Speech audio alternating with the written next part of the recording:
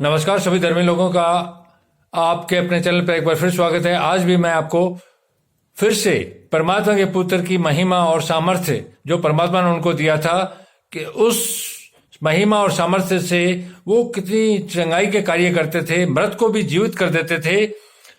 अब देखिए, मृत लड़की और बीमार स्त्री, वह उनसे बात कर ही रहा था, अर्थात जो भीड़ आती थी उनसे बात करता था यीशु कि देखो एक सरदार ने आकर उससे प्रणाम किया और कहा, देखो एक सरदार ने आके उससे प्रणाम किया और कहा, मेरी पुत्री अभी मरी है, अर्थात मेरी पुत्री की अभी मौत हुई है, परंतु चलकर अपना हाथ उस पर रख, परंतु चलकर उस पर अपना हाथ रख तो वह जीवित हो जाएगी। देखिए कितना विश्वास था उसका कि एक सुबेदार आके बोल रहा है कि मेरी लड़की मर चुकी है, लेकिन तू उस पर चलकर हाथ रख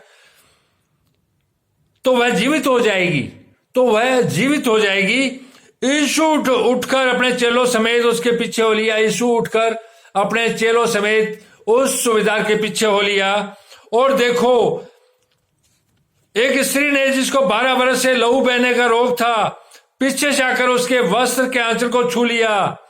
और देखो, जब वो जाने लगा तो एक स्त्री ने जिसके 12 साल से लहू बहता था, उस स्त्री ने उसके एक वस्त्र को, जो चोगा वो पहनता था, उसको छू लिया, क्योंकि वह अपने मन में कहती थी यदि मैं उसके वस्त्र को ही छू लूंगी तो चंगी हो जाऊंगी। वो मन में कहती थी, उसका विश्वास इतना था कि अगर मैं उसके वस्त्र को, यीशु के वस्त्र को भी छू लूंगी तो चंगी हो जाऊंगी। यीशु ने फिरकर उससे देखा और कहा, यीशु ने फिरकर उसको देखा, उस स्त्री को, और कहा, पुत्री ढाढ़स बांध, पुत्री हिम्मत रख, तेरा विश्वास ने तुझे चंगा किया, तेरे विश्वास ने तुझे चंगा किया। देखिए, विश्वास जो परमात्मा और परमात्मा के पुत्र और उनके वचनों पर जो विश्वास करता है, वो कितना बड़ा महिमा से सम्मानित किया जाता है। पुत्री ढाढ़स बांध, तेरे विश्वास ने तुझे चंगा किया। अतः वह स्त्री उस घड़ी चंगी हो गई और वह स्त्री उसी घड़ी चंगी हो गई। तब यीशु सरदार के घर में पहुंचा और उसके बाद यीशु सरदार के घर में पहुंचा और बांसुरी बजाने वालों और भीड़ को हुल्लड़ मचाते देखा। तो बांसुरी इत्यादि बजाने वाले और हुल्लड़ मचाने वालों को देखा, क्योंकि जब कोई मृत आदमी मर जाता था तो इस तरह के बांसुरी इत्यादि के वो ढोंग इत्यादि करते थे और हुल्लड़ मचाते थे।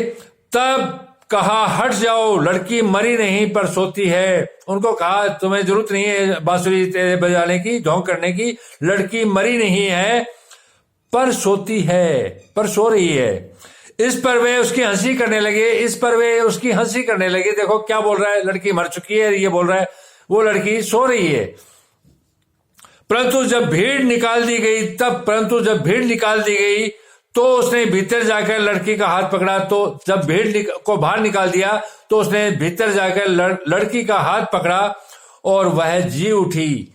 तो देखिए, परमात्मा के पुत्र ईसा जो थे, उनके पास में परमात्मा की सारी शक्तियां थी, क्योंकि परमात्मा ने अपने पवित्र ही काम के लिए पवित्र तरीके से उनको धरती पर भेजा था।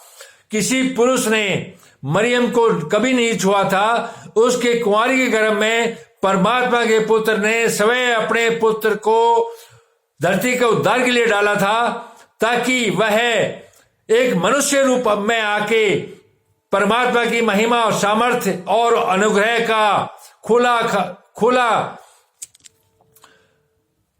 खेल दिखाए, अपना सामर्थ्य दिखाए, ताकि लोग परमात्मा और उसके पुत्र और उनके वचनों पर भरोसा करें और पापाचार में न पड़ें। परंतु जब भीड़ निकाल दी गई तो इसके भीतर जाकर लड़की का हाथ पकड़ा और वह जी उठी। और इस बात की चर्चा उस सारे देश में फैल गई कि परमात्मा के पुत्र यीशु के पास परमात्मा की सारी शक्तियां, महिमा, सामर्थ्य इत्यादि सारा कुछ है। वो जो चाहे कर सकता है और वो कर रहा है, तो भीड़ की भीड़ उनके पीछे होती थी, क्योंकि संसार दुख का घर है, चाहे वो पहले हो रहा हो, चाहे आज रहा हो। और आज भी जो परमात्मा और उसके वचन और परमात्मा के पुत्र के मार्ग पर जो चल रहा है पवित्र होके, इसके लिए 3 चीज जरूरी है कि वो मनुष्य अंतर्मन से शुद्ध हो, दैहिक मल न हो, शरीर में कोई मल न हो, दिमाग में कोई गंदगी न हो, और द्रव्य शुद्धि हो। द्रव्य क्या, जो भी उसकी इनकम वगैरह है वो पवित्र हो, अंतर्मन की शुद्धि हो, और वो जो भी कार्य करे वो पवित्र तरीके से करे। तो ये सारे सामर्थ्य जो परमात्मा के पुत्र ने लोगों को कहा था कि मैं जो कार्य कर रहा हूं वो भी करेगा, वो कौन करेगा? वो वही करेगा जिनके पास ये सारी चीजें आएगी, पवित्रता आएगी। बिना पवित्रता के परमात्मा का सामर्थ्य और महिमा कभी भी किसी को प्राप्त नहीं हुई है। धरती पर बहुत से लोग हैं जो तप करके इस महिमा और सामर्थ्य को प्राप्त करके धरती पर चंगाई इत्यादि के उपकार के कार्य करते आ रहे हैं और करते रहेंगे। धन्यवाद। शुभ रात्रि। कल फिर मिलेंगे।